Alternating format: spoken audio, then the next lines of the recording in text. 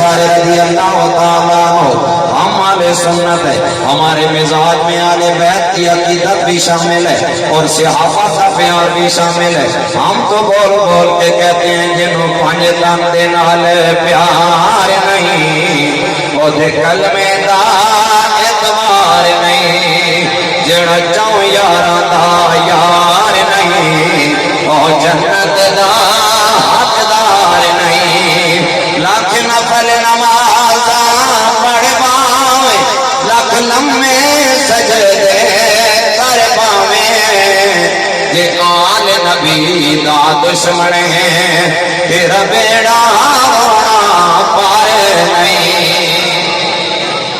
اللہ اللہ حضرات گرامی، ہمارے دلوں میں آل بیت کا بھی پیار ہے، میرے نبی کے صحابہ کا بھی پیار ہے۔ ہم تو صرف دعویدار ہیں، لیکن صحابہ نے آل بیت سے محبت کر کے دکھائی ہے۔ اور دنیا والے دعوے کرتے رہے لیکن میرے نبی کے صحابہ نے حق ادا کر دیا ہے۔ حضرت عمر رضی اللہ تعالیٰ عنہ آپ جناب والا جب بھی کار خلافت سے فارغ ہوتے، اپنے معاملات زندگی سے فارغ ہوتے، روایت میں آتا ہے حضرت عمر رضی اللہ تعالیٰ عنہ دروازہ علی المرتضی پہ چلے جاتے، ان کا دروازہ کھٹکھٹاتے، مولا علی باہر تشریف لے کر آتے، آپ جان جاتے عمر کیوں آئے ہیں، فوراً امام حسن و حسین کو بلاتے اور انہیں بلا کر کہتے حسنین توڑ کے باہر آؤ، تمہارا چاچا عمر تمہیں ملنے آیا ہے۔ اللہ اللہ حضرات گرامی، جو ہی حسنین سامنے آتے امیر المومنین عمر پاک ان کی زیارت کرتے، ان کا دیدار کرتے، خوش ہو کے واپس پلٹ جاتے۔ ایک دن امام حسن مجتبی نے فرمایا یا امیر المومنین، آپ زندگی میں کئی مرتبہ ایسا کر چکے ہیں کہ آپ اپنے معاملات چھوڑ کے ہمارے دروازے پہ آتے ہیں، ہمیں دیکھ کے آپ واپس چلے جاتے ہیں، کیا ماجرا ہے؟ حضرت عمر نے جواب دیا اے حسنین طیبین، میں نے تمہارے نانا جان سے سنا ہے کہ جس نے رسول اللہ کی زیارت کرنی ہو، سر سے لے کر سینے تک اگر دیکھنا ہو تو امام حسن کی زیارت کر لے، جس نے سینے سے لے کر قدموں تک میرے آقا کی زیارت کرنی ہو امام حسین کو دیکھ لے۔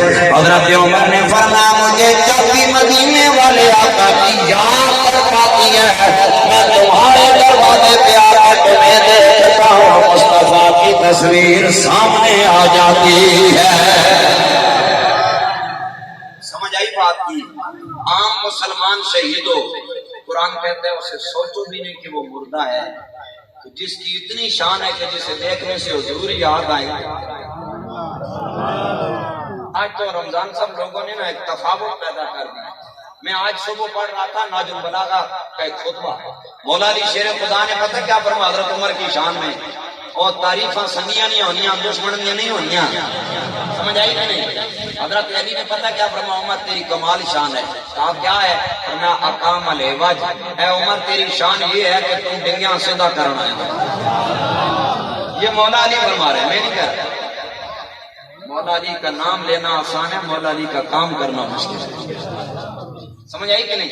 آپ نے کیا فرمایا اقام العوج، اے عمر تم ڈنگیاں سیدھا کرنا ہے، اقام السنہ وخلف الفتنہ، اے عمر اللہ تمہیں مقام دیتا کہ تم حضور دیاں سنتا بھی زندہ کیتیاں دے فتنے نو اپنے پیراں تلے کچل دیتا ہے۔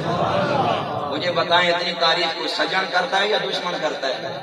ذرا بولے نا سجن۔ میرا موضوع نہیں، میں ادھر جانا نہیں چاہتا، آئیے چلیں آگے۔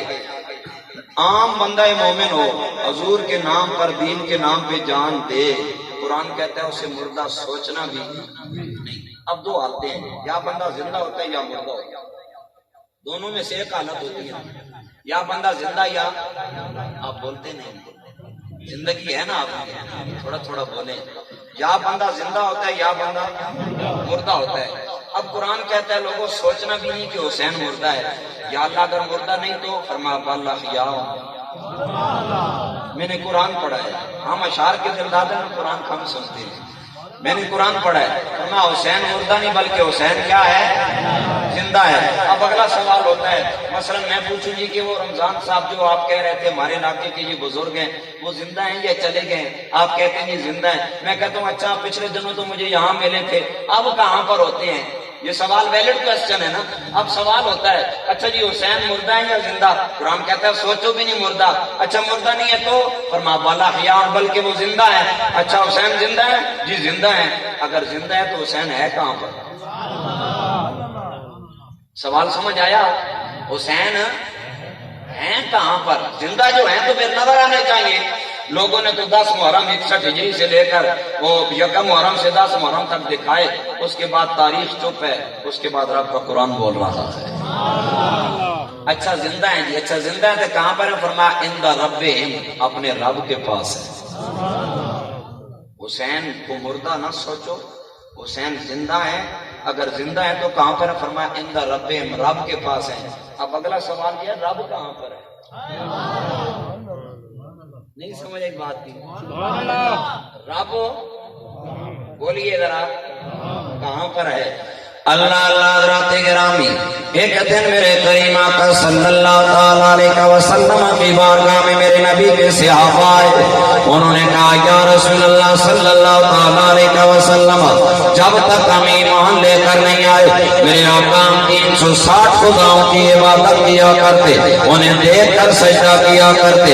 اللہ اللہ ہم آپ کی بارگاہ میں آئے, ہم نے آپ کا کلمہ پڑھ لیا ہے. آپ نے اعلان فرمایا الہنا الہکم واحد, میرا خدا بھی ایک ہے تمہارا خدا بھی. جنہیں پکا یقین ہے کہ خدا ایک ہے وہ بولے دائیں بائیں ہماری بندی کسی سے نہیں ہے.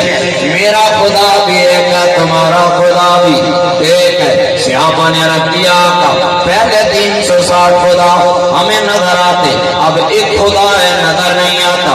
خدا رہتا کہاں پر ہے؟ ہمارے جیسا ہوتا چپ کر جاتا, لیکن یہ دربار رسالت ہے. کسی نے کیا کھولا ہے کہ یہ دربار محمد ہے یہاں کیا کہنا, یہ دربار محمد ہے یہاں کیا کہنا. یہاں سے ہاتھ خالی غیر بھی جایا نہیں کرتے. صحابہ نے سوال کیا, آقا پہلے 360 سے دیکھ کر عبادت کرتے, اب ایک ہے وہ نظر نہیں آتا. فوراً اللہ کا پوسٹر میسنجر جبریل امین آیا. جبریل نے آ کر کیا کہا؟ اس نے کہا یا رسول اللہ, اللہ اعلان کر رہا ہے کہ وَإِذَا سَأَلَكَ عِبَادِي عَنِّي فَإِنِّي قَرِيبٌ. جب تجھ سے سوال کرے میرے بندے تو انہیں کہہ دو کہ تمہارا خدا ان کے قریب ہے. بولیے ان کے, سارے بولے ان کے. اب ذرا رمضان صاحب قرآن کا انداز بیان دیکھیں. اللہ چاہتا تو فرما دیتا بیضا عبادی سالہ کا, ترکیب میں کوئی فرق نہیں آتا, عربی گرامیٹیکلی لاجک میں کوئی فرق نہیں آتا. اللہ چاہتا تو فرما دیتا بیضا عبادی سالہ کا, کہ جب میرے بندے تجھ سے سوال کریں. لیکن یہاں رب نے ٹرمینالوجی ایسی استعمال کی ہے, لوگوں کو بتایا کہ جنی کھڑی آخنی میں اللہ نہ بندہ ہوں, اللہ کو پوچھنا اللہ نہ بندہ کیڑا. میں نہیں پنجابی سمجھ نہیں گیا. جنی کھڑی آخنی نا, چوریاں کرنے والے بھی آخنا میں اللہ نہ بندہ ہیں. لوگوں نے زمینیں جا اپنے ڈنگر چھوڑ کے فصلیں تباہ کرنے والا آخنا میں اللہ نہ بندہ. جہان میں کوڑ کباڑ مارنے والا آخنا میں اللہ نہ بندہ. وہ کدی اللہ کو بھی پوچھنا اللہ نہ بندہ کیڑا. یا اللہ تو بتا تیرا بندہ کون ہے؟ فرمایا سآلہ کا عبادی, فرمایا جو میرے معبود کے در کا سوالی بنے گا وہی میرا بندہ کہلائے گا. نہیں سمجھ آئی بات کی؟ اگر تم چاہتے ہو کہ اللہ کے بندے بن جاؤ تو پھر در یار سے تمہیں نسبت قائم کرنی پڑے گی. اگر دروازہ رسول سے نسبت قائم کر لو گے تو پھر اللہ کے ہاں تم اللہ کے بندے بن جاؤ گے. یا رسول اللہ, اگلا سوال میرے آقا یہ ہے, اب یہاں قرآن نے کہا ہے کہ اللہ تمہارے قریب ہے. کتنا قریب ہے؟ یہی تو رولاج مولوی نے ڈال رکھا ہے کہ جناب والا یہاں سے پڑھو تو نہیں سنتے, وہاں جا کے پڑھو تو سنتے ہیں. یہ دنیا اور امت کو انہوں نے بربادی کی دنیا کا مسافر بنا دیا. آئیے صاحب کی تشریح ایک اور آیت سے کرتے ہیں. اللہ نے قرآن میں اعلان فرمایا, فرمایا وَنَحْنُ أَقْرَبُ إِلَيْهِ مِنْ حبل الورید. اللہ نے قرآن میں اعلان فرمایا لوگوں میں تمہاری ہماری شارگ سے بھی زیادہ قریب ہوں. بولیے شارگ سے بھی زیادہ قریب. آپ ذرا بات سمجھیے.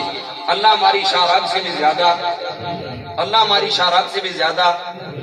اچھا اللہ ہماری شارگ سے بھی زیادہ قریب ہے. حسین مردہ نہیں بلکہ زندہ ہے اور ہے رب کے پاس. رب شارگ سے بھی قریب ہے. نہیں سمجھ آئی بات؟ نہیں سمجھے آپ؟ میں سمجھ رہا ہوں آپ کی. سبحان اللہ. یہ سیاسی قسم کے آپ سمجھ کر کرتے تو گج کے کہتے سبحان اللہ. میری بات سنیے. حسین مردہ نہیں، حسین زندہ ہے. اگر زندہ ہے تو کہاں پر ہے؟ رب کے پاس. رب کہاں ہے؟ ہماری شارگ سے بھی. اور حسین رب کے قریب. میں نے قرآن پڑھا ہے،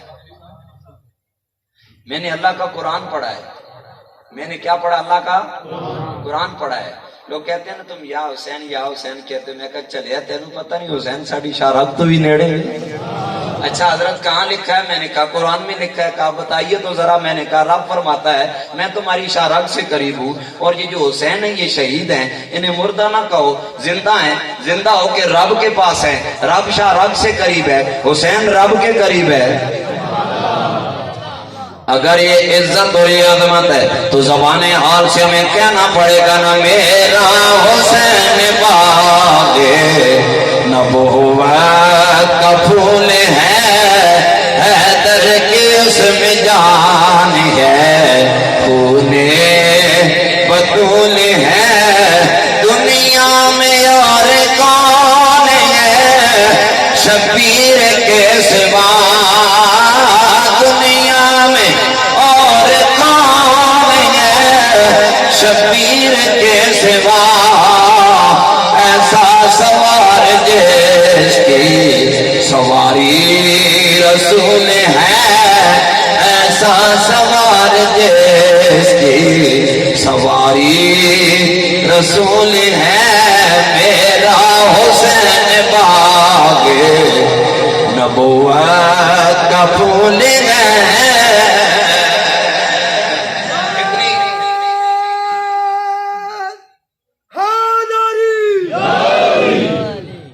اتنی آپ کو کلیریفیکیشن ہو گئی. میرے حسین پاک زندہ ہیں. شہید کی جو موت ہوتی ہے وہ قوم کی حیات ہوتی ہے. اگر قوم زندہ ہو سکتی ہے شہید کی موت سے تو شہید کیوں نہیں زندہ ہو سکتا؟ شہید کو شہید کیوں کہتے ہیں؟ ذرا یہ ٹرمینالوجی آپ سمجھ. شہید کو شہید کہنے کی وجہ یہ ہوتی ہے ادھر اس کی جان نکلتی ہے، ادھر وہ اللہ کو بغیر پردوں کے دیکھ لیتا ہے. اٹھائیں سنن ابن ماجہ باب الجہاد. راوی حضرت جابر بن عبداللہ بن عمر بن عزام. آپ فرماتے ہیں میرے ابا جی ہو گئے شہید. دوسرے دن حضور آئے نا میرے ڈیرے پہ. حضور دعا مانگنے آئے تو اندر سے کسی عورت کے رونے کی آواز آئی. فرمایا جابر یہ جو رو رہا ہے نا اسے چپ کرواؤ.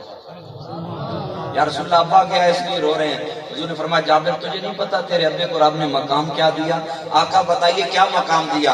سرکار نے فرمایا تیرا ابا میرے دین کے لیے شہید ہوا، ادھر اس کی جان نکلی، ادھر رب نے فرمایا فرشتوں سارے پردے ہٹا دو، سارے حجاب ہٹا دو. مولا کیوں ہٹوا رہے ہو؟ فرمایا تمہیں نہیں پتا جابر کا باپ محمد کے نام پہ شہید ہو کے آ رہا ہے بغیر حجاب کے، اسے اپنا دیدار کروا رہا ہے.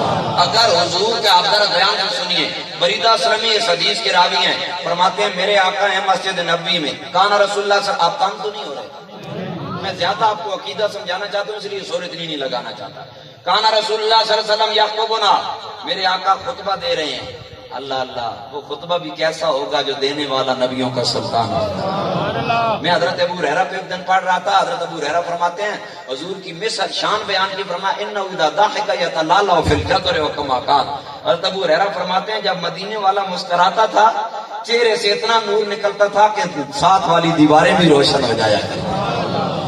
اللہ اکبر کبیرہ. حضرات گرامی حضرت بریدہ اسلمی رضی اللہ تعالیٰ عنہ فرماتے ہیں اگر صحابہ اہل بیت سے محبت کا تعلق نہ ہوتا کبھی بھی صحابہ اہل بیت کی شان بیان نہ کرتے. سنیے صحابی کیا کہہ رہا ہے. لوگوں آپ حضور کا خطبہ سن رہے ہیں. اذ جاء الحسن والحسین.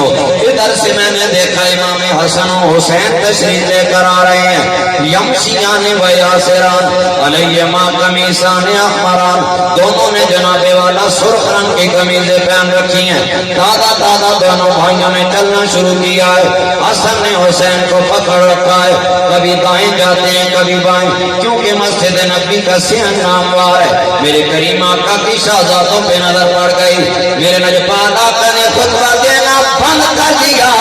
نجبان آقا ممبر سے نیچے تشریف لے کر آئے، دونوں شہزادوں کو اٹھا کر میرے آقا نے سینے سے لگایا۔